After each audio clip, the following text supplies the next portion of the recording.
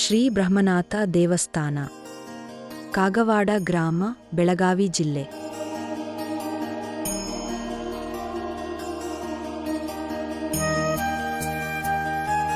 ಕಾಗವಾಡ ಅಥವಾ ಕಾಗವಾಡ ಕರ್ನಾಟಕದ ಬೆಳಗಾವಿ ಜಿಲ್ಲೆಯ ಕಾಗವಾಡ ತಾಲ್ಲೂಕಿನ ಆಡಳಿತಮುಖವಾದ ಕೇಂದ್ರವಾಗಿದೆ.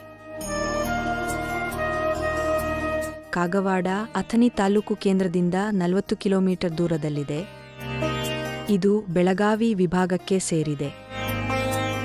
ಶೆಡಬಾಳ ರೈಲ್ವೆ ನಿಲ್ದಾಣದಿಂದ 4.2 ಕಿಲೋಮೀಟರ್ ದೂರದಲ್ಲಿದೆ. ಕಾಗವಾಡ ಎಂಬ ಹೆಸರಿನ ಮೂಲ ಕಾಗ ಅಂದರೆ ಕೆಂಪು ಮಣ್ಣು ಎನ್ನುವುದಾಗಿ ಹೇಳಲಾಗುತ್ತದೆ. ಈ ಊರಿನ ಹೆಸರು ಕಾಗುದರಾಯ ಎಂಬ ಸ್ಥಳೀಯ ಜೈನ ದೇವರೊಡನೆ ಕೂಡ ಸಂಪರ್ಕಿತವಾಗಿದೆ. 3D ಲಿಡಾರ್ ಸ್ಕ್ಯಾನಿಂಗ್ ತಂತ್ರಜ್ಞಾನ. ಈ ದೇವಾಲಯವನ್ನು ಸೆರೆಹಿಡಿಯಲು ಲಿಡಾರ್ ಸ್ಕ್ಯಾನ್ ತಂತ್ರಜ್ಞಾನವನ್ನು ಬಳಸಲಾಗಿದೆ. ಲಿಡಾರ್ ತಂತ್ರಜ್ಞಾನವು ಹೆಚ್ಚು ನಿಖರವಾದ, ಆಕ್ರಮಣಶೀಲವಲ್ಲದ ಮತ್ತು ಸಮಗ್ರ ದಾಖಲಾತಿ ಹಾಗೂ ವಿಶ್ಲೇಷಣೆಯನ್ನು ಒದಗಿಸುವ ಮೂಲಕ ಪರಂಪರೆಯ ರಚನೆಗಳ ಸಂರಕ್ಷಣೆಗೆ ಪರಿವರ್ತನಾತ್ಮಕ ಅನುಕೂಲಗಳನ್ನು ನೀಡುತ್ತದೆ. 3D ಡಿಜಿಟಲ್ ಮಾದರಿ ಡೇಟಾ. ಲಿಡಾರ್ ಸ್ಕ್ಯಾನ್ ಡೇಟಾವನ್ನು ಬಳಸಿಕೊಂಡು ಪರಂಪರೆಯ 3D ಡಿಜಿಟಲ್ ಮಾದರಿಗಳು ಮತ್ತು ಫ್ಲೈಥ್ರೂ ವಿಡಿಯೋಗಳನ್ನು ರಚಿಸಬಹುದು. ಇದು ಹಲವಾರು ಪ್ರಯೋಜನಗಳಿಗೆ ಸಹಾಯ ಮಾಡುತ್ತದೆ. ಅವುಗಳೆಂದರೆ ಸಂರಕ್ಷಣೆ ಮತ್ತು ಪುನಃಸ್ಥಾಪನೆ, ವರ್ಧಿತ ಸಂರಕ್ಷಣೆ, ಪ್ರವೇಶಿಸುವಿಕೆ, ಸಂಶೋಧನಾ ಅವಕಾಶಗಳು, ಸುಧಾರಿತ ದಾಖಲೀಕರಣ ಮತ್ತು ವರ್ಚುವಲ್ ಪ್ರದರ್ಶನಗಳು.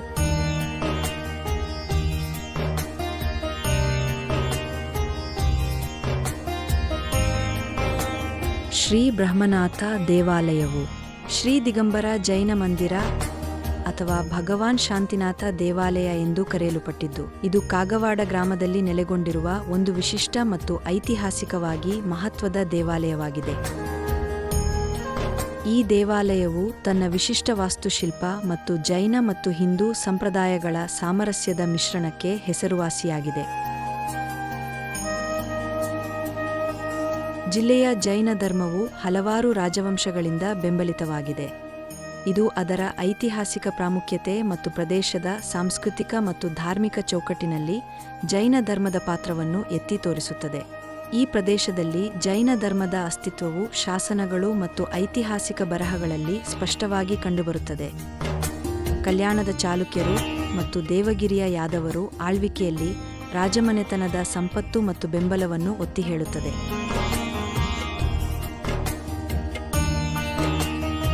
ಕಾಗವಾಡ ಪಟ್ಟಣದ ಆರಾಧ್ಯ ದೈವರಾದ ಶ್ರೀ ಕಗ್ಗೋದರಾಯರಿಂದ ಕಾಗವಾಡ ಎಂಬ ಹೆಸರು ಬಂದಿದೆ.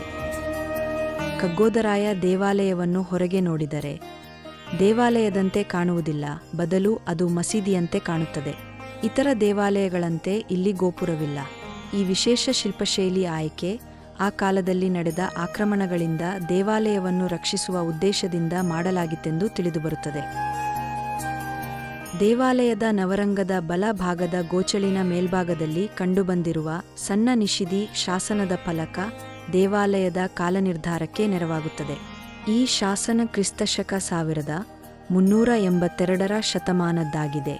ಇದರಿಂದ ದೇವಾಲಯವು ಸಾವಿರಾರು ವರ್ಷಕ್ಕಿಂತ ಮುಂಚೆಯೇ ನಿರ್ಮಿತಿಯಾಗಿದೆ ಎಂಬುದು ಸ್ಪಷ್ಟವಾಗುತ್ತದೆ. ಇದೇ ದೇವಾಲಯದ ಅಂತರಾಳದಲ್ಲಿ ಹಲವಾರು ಕಂಬಗಳು ಚಾಲುಕ್ಯ ಶಿಲ್ಪಶೈಲಿಯ ಲಕ್ಷಣಗಳನ್ನು ಹೊಂದಿವೆ. ಈ ಶಿಲ್ಪಶೈಲಿ ಆಧಾರದ ಮೇಲೆ ಈ ದೇವಾಲಯವನ್ನು 12ನೇ ಅಥವಾ 13ನೇ ಶತಮಾನದ ಹೊತ್ತಿನಲ್ಲಿ ನಿರ್ಮಿಸಿರಬಹುದು ಎಂದು ತಜ್ಞರು ಊಹಿಸಿದ್ದಾರೆ.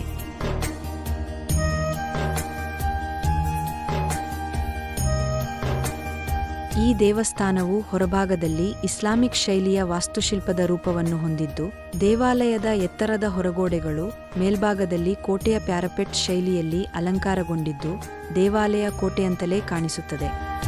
ಈ ದೇವಾಲಯದ ವಿಶೇಷತೆಯೆಂದರೆ ಇದು ಜೈನ ಮತ್ತು ಹಿಂದೂ ದೇವಾಲಯವಾಗಿದ್ದು, ಜೈನ ಆಚರಣೆಗಳಿಗೆ ಅನುಗುಣವಾಗಿ ಲಿಂಗಾಯತರು ಪೂಜೆಯನ್ನು ನಡೆಸುತ್ತಾರೆ. ಈ ದೇವಾಲಯವು 30 ಅಡಿ ಆಳದ ಗುಪ್ತ ಸುರಂಗವನ್ನು ಹೊಂದಿದೆ. ಪ್ರವೇಶ ದ್ವಾರದಲ್ಲಿ ಕ್ಷೇತ್ರಪಾಲರಾದ ಬ್ರಹ್ಮನಾಥ ದೇವರ ವಿಗ್ರಹವಿದೆ. ಗರ್ಭಗೃಹದಲ್ಲಿ ಭಗವಾನ್ ಕಗ್ಗೋದರಾಯ ಮತ್ತು ಕಾಳಮ್ಮ ದೇವಿಯ ವಿಗ್ರಹಗಳಿವೆ. ಗರ್ಭಗೃಹದ ಎಡಭಾಗದಲ್ಲಿ ಭೂಗತ ನೆಲಮಾಳಿಗೆಗೆ ಹೋಗುವ ಗುಹೆಯ ಪ್ರವೇಶದ್ವಾರವಿದೆ. ಮೊದಲ ನೆಲಮಾಳಿಗೆಗೆ ಹೋಗಲು ಗುಹೆ ಮೂಲಕ ಪ್ರವೇಶ ಮಾಡಬೇಕು. ಇಲ್ಲಿ 2 ಅಡಿ ಎತ್ತರದ ಪಾರ್ಶ್ವನಾಥ ದೇವರ ಶಿಲಾವಿಗ್ರಹವು ಕಾಯೋತ್ಸವರ್ಗ ಅಂದರೆ ನಿಂತು ಧ್ಯಾನಿಸುವ ಸ್ಥಿತಿಯಲ್ಲಿದೆ. ಇದು ತ್ಯಾಗ ಮತ್ತು ತಪಸ್ಸಿನ ಸಂಕೇತವಾಗಿದೆ. 2ನೇ ನೆಲಮಾಳಿಗೆಯಲ್ಲಿ ಪವಿತ್ರ ಗುಹೆಯನ್ನು ಪ್ರವೇಶಿಸುವ ಮತ್ತೊಂದು ಭೂಗತ ಮಟ್ಟವು ಪರ್ಯಂಕಾಸನದಲ್ಲಿ ಅಂದರೆ ಕುಳಿತು ಧ್ಯಾನ ಮಾಡುತ್ತಿರುವ ಸರಿಸುಮಾರು 3 ಅಡಿ ಎತ್ತರದ ಶಾಂತಿನಾಥನ ದೇವರ ದೊಡ್ಡ ಪ್ರತಿಮೆಯನ್ನು ಕಾಣಬಹುದು.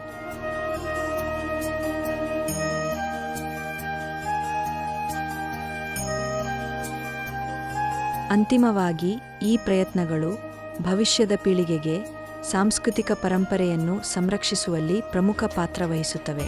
ಅತ್ಯಾಧುನಿಕ ತಂತ್ರಜ್ಞಾನವನ್ನು ಬಳಸುವ ಮೂಲಕ ನಾವು ನಮ್ಮ ಹಂಚಿಕೆಯ ಇತಿಹಾಸವನ್ನು ರಕ್ಷಿಸಬಹುದು, ಶಿಕ್ಷಣವನ್ನು ಸುಗಮಗೊಳಿಸಬಹುದು ಹಾಗೂ ನಮ್ಮ ಶ್ರೀಮಂತ ಮತ್ತು ವೈವಿಧ್ಯಮಯ ಪರಂಪರೆಗೆ ಜಾಗತಿಕ ಪ್ರವೇಶವನ್ನು ಖಚಿತಪಡಿಸಿಕೊಳ್ಳಬಹುದು. ಇದು ವೈಜ್ಞಾನಿಕ ಸಂಶೋಧನೆ ಹಾಗೂ ಸಾರ್ವಜನಿಕ ಮೆಚ್ಚುಗೆ ಎರಡಕ್ಕೂ ಪ್ರಬಲ ಸಾಧನವಾಗಿದೆ. ಈ ದೇವಾಲಯವನ್ನು ಕರ್ನಾಟಕದ ಪುರಾತತ್ವ ಸಂಗ್ರಹಾಲಯಗಳು ಮತ್ತು ಪರಂಪರೆ ಇಲಾಖೆಯು ಸಂಪೂರ್ಣವಾಗಿ ಡಿಜಿಟಲೀಕರಣಗೊಳಿಸಿದೆ. ಧನ್ಯವಾದಗಳು.